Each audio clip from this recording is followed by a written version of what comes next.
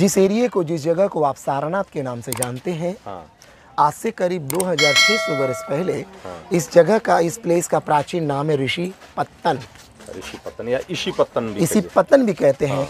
इसी पत्तन एंड इसी नहीं, इति पत्तन। अच्छा, इति पत्तन पाली वर्ड है, उसमें र और श का इस्तेमाल नहीं है। अच्छा। ऋषि पत्तन में र और श का इस्तेमाल है, तो ऋषि पत्तन वर्ड संस्कृत है, इति पत्तन पाली है। इति पत्तन पाली में कहा जाता है कि कश्मीर में, लद्दाख में, हिमाचल प्रदेश, गैंगटॉक, इम्फाल में जब क्लाइमेट चेंज हो जाती थी तो वहाँ के सारे ऋषि मुनि मॉन्क यहाँ उतरते थे और आज भी आते हैं। अभी देखिए ठंडी पड़ने लगेगी हिमालय में, आपको भूटान में, लद्दाख साइड में, तो उधर के जितने भी दलाई लामा के फॉलोअर्स हैं वो सब इधर उतरते हैं और लगभग 1 महीना 1.5 महीना प्रवास करते हैं। पुनः ठंडी कम होने लगती है, बर्फबारी कम होने लगती है तो वापस चले जाते हैं। इति पत्तन के नाम से ये जाना गया। ऋषि पत्तन का मतलब होता है ये पहले ऋषियों का गढ़ था, यहाँ पे ऋषि मुनि रहते थे, ये संस्कृत में कहा जाता है। सारंगनाथ का मतलब होता है, सारंग मीन्स हिरण, नाथ मतलब स्वामी।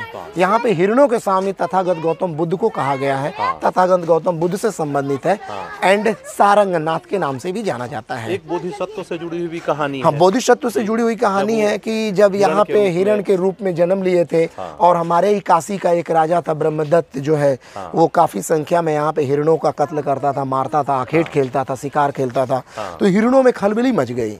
तो बोधिसत्व हिरण जो गोल्डन के रूप में जन्म लिए थे, गोल्डन हिरण के नाम से जाने जाते थे, तो उन्होंने मीटिंग करा और उस मीटिंग में ये डिसाइड हुआ कि उस राजा के पास एक एक जो है हिरण पर डे जाएगी।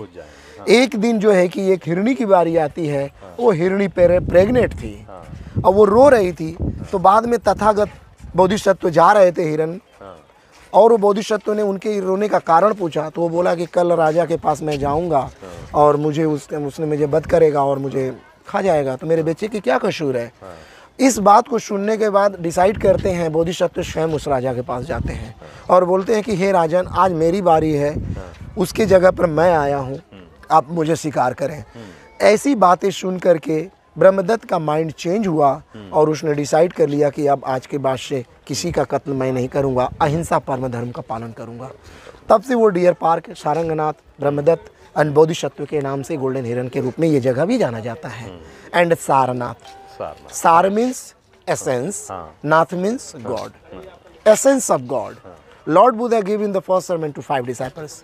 बुद्ध के प्रवचन के अनुसार इस जगह का नाम पड़ गया सारनाथ। अच्छा। सारनाथ कोई मंदिर नहीं है, एरिया का नाम है, जगह का नाम है। और जो सार होता है यानी तत्व जो होता है, निचोड़, उसको बोला जाता है सार, और नाथ का मतलब होता है स्वामी, भगवान, प्रभु। तो बुद्ध ने प्रवचन दिया, इसलिए पूरा एरिया सारनाथ के नाम से जाना जाता है। जैन धर्म के लोग कहते हैं, जैन धर्म के 11वें तीर्थंकर भगवान श्रेयंसनाथ जी का जन्म हुआ, तो श्रेयंस से अपभ्रंश हो गया, श्रेयंसनाथ सारनाथ हो गया। ऐसा जैन धर्म मातालंबियों का मानना है। और हिंदू शास्त्र और हिंदू धर्म भी कहता है, शंकर भगवान के साले सोमनाथ जी की मंदिर है, जो आदि शंकराचार्य प्रथम द्वारा एक ही अर्घ्य में 2 शिवलिंग की स्थापना उन्होंने की। अच्छा। हाँ, 2 शिवलिंग की स्थापना। उन दोनों शिवलिंगों में एक विश्वनाथ जी, बाबा भोलेनाथ जी की है, एक उनके सारे सारंगनाथ जी के, जिनके नाम से, उनके साले के नाम से सारंग ऋषि से सारनाथ पड़ा। अच्छा। ऐसा हिंदू धर्म कहता है। तो वो सारंगनाथ का भी तो मंदिर है यहाँ। हाँ, यहाँ पे सारंगनाथ का भी मंदिर है, जो रेलवे स्टेशन के करीब पास है। आप इस मंदिर से 1 किलोमीटर की दूरी पे। अच्छा। और ये वो पवित्र स्थान है जहाँ पे बुद्ध ने प्रवचन देने के बाद 3 month rainy season Buddha was living here. अच्छा। 3 मंथ रेनी सीजन। तो वो कोई स्थान चिन्हित है जहाँ पर कि उन्होंने पहला प्रवचन दिया? Yes sir. ASI के द्वारा ये चिन्हित किया गया कि बुद्ध ने किस जगह प्रवचन दिया। वो जगह पे स्तूप के रूप में तब्दील है और यहाँ पे 5वीं शताब्दी में मंदिर बनी। ये चिन्हित किया गया कि बुद्ध ने यहाँ पे 3 month rainy season Buddha was live here. अच्छा। क्योंकि बारिश के समय में बुद्ध यहाँ रुके थे और बुद्ध ने कहा बारिश का समय प्रजनन का समय होता है। हम चलेंगे, हमारे पीछे आप चलोगे तो हमारे पैरों से दबेंगे, मर जाएंगे, इसलिए जो जहाँ है वहीं रुक जाओ। अच्छा। 1 वर्षावास, चतुर्थ मास बुद्ध यहाँ बिताए। इस जगह का नाम पड़ा मूल गंध कुटी। मूल का मतलब होता है रूट, गंध का मतलब होता है जहाँ बुद्ध ने मेडिटेशन किया, आसपास का एरिया चंदन की तरह महकता था, जिसे गंध कहा गया। और कुटी का मतलब होता है झोपड़ी। तो यहाँ पे जो मंदिर था, चाइनीस यात्री के अनुसार this temple was a height 61 metre. China का एक यात्री था, हर्षवर्धन के समय में आया था, वेनसांग। अच्छा। तो वेनसांग के अनुसार इस मंदिर की हाइट 61 मीटर थी। आगे सामने गोपुरम था, मंडपा, जहाँ पे काफ़ी संख्या में बुद्धिस्ट मॉन्क प्रेयर व मेडिटेशन करते थे। उसको मेडिटेशन प्रेयर हॉल कहा जाता था। और ये गर्भगृह था, और बाहर से बहुत ही खूबसूरत डेकोरेटेड की गई थी, सुंदर अलंकृत आमलक वगैरह भी बने थे, लोटस वगैरह बने थे। बहुत सारी बुद्ध की प्रतिमाएं इसमें भित्तियों की तरह बनाकर शिफ्ट की गई थी, जो अभी म्यूजियम में है। हाँ सर, म्यूजियम भी देखते यहाँ पे बुद्धिस्ट आते हैं, मोमबत्ती अगरबत्ती कैंडल्स जलाते हैं। और यहाँ पे ऐसा ही नहीं, देखिए लिख रखा है don't stick golden foil on the morning, लेकिन वो लोग आते हैं और ये लगा के जाते हैं। और हम हिंदू धर्म के लोग जैसे गंगा जल को पवित्र मानते हैं, बुद्धिस्ट लोग यहाँ के मिट्टी को पवित्र मानते हैं। उनका ऐसा मानना है कि बारिश की पानी, बारिश की बूंदें बुद्ध के शरीर को, बदन को भिगोते हुए यहाँ के मिट्टी में मिली है, ये मिट्टी पवित्र है। बुद्ध यहाँ चले होंगे, ये जगह पवित्र है। बुद्ध वहाँ सोए होंगे, वो जगह पवित्र है। ऐसा मानकर, ऐसा विश्वास को करके वो काफ़ी संख्या में श्रद्धालु पूरी दुनिया के लोग यहाँ आते हैं, और वो फील करते हैं, महसूस करते हैं कि हम बुद्ध के पास, बुद्ध के सामने बैठे हैं। ठीक बात है। तो ये सब जो है वो मूल गंध कुटी का ही हिस्सा। हाँ, ये सारा एरिया मूल गंध कुटी का हिस्सा था। ये मंडपा है, इसको कोर्टयार्ड बोलते हैं।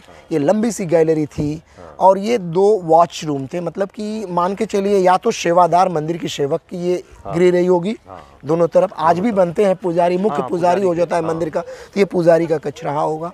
तो ये वो चीज़ें हैं। और ये छोटे छोटे 2 स्तूप देख रहे हैं, ये सारे स्तूप वोटिव स्तूपा है, मनोती स्तूपा है। लगभग जो है कि मूर्ति पूजा पहले नहीं होती थी, तो लोग जो है कि बुद्ध को याद करते हुए स्तूप बनाकर उनके सामने बैठ के प्रेयर व मेडिटेशन करते थे। तो they are all meditation centre के नाम से भी जाना जाता है। प्राचीन कालों में 4 प्रकार के स्तूप बनते थे। शारीरिक स्तूप, जिसको बोलते हैं रैलिक्स स्तूपा, उसके अंदर बुद्ध के अवशेष होते हैं, जैसे हेयर, नेल, टिथ, बॉडी का कोई पार्ट, वो रैलिक्स स्तूपा होता है। दूसरा होता है पारिभौतिक स्तूप, यानी कॉमेमोरेटिव स्तूप, यानी उद्देश्य का स्तूप, जिसमें बुद्ध के कपड़े, बुद्ध के भिक्षा पात्र और बुद्ध के सामान इस्तेमाल किए हुए चीज़ हो, उसे पारिभौतिक स्तूप कहते हैं। तीसरा स्तूपा होता है उद्देश्य का स्तूप। किसी व्यक्ति विशेष की बुद्ध के प्रति आस्था रखी, बुद्धिज़्म के प्रति आस्था रखी, उसकी इच्छा व मन्नत पूरी हुई, उन्होंने बुद्ध के याद में ईंटों का, सॉयल का स्तूपा बनाया, उसे उद्देश्य का स्तूप होते हैं। और चौथा होता है पूजार्थक स्तूप। पूजार्थक स्तूप का कॉन्सेप्ट 10वीं और 11वीं और 12वीं शताब्दी में आया। तो उस पीरियड में बहुत सारे ईंटें बने, बहुत सारे पत्थरों के स्तूपे बने, जो काफ़ी इंटरलॉकिंग करके, सुंदर डेकोरेट करके, मंदिर की मूर्ति तरह अंदर स्थापित करके बनाया गया था। वो स्तूपा भी आपको साइड में पड़े मिलेंगे, आपको वो सैंडस्टोन से बने हुए वहाँ पे। तो उसमें ये एक जगह है, पंचायतन मंदिर के नाम से जाना जाता है।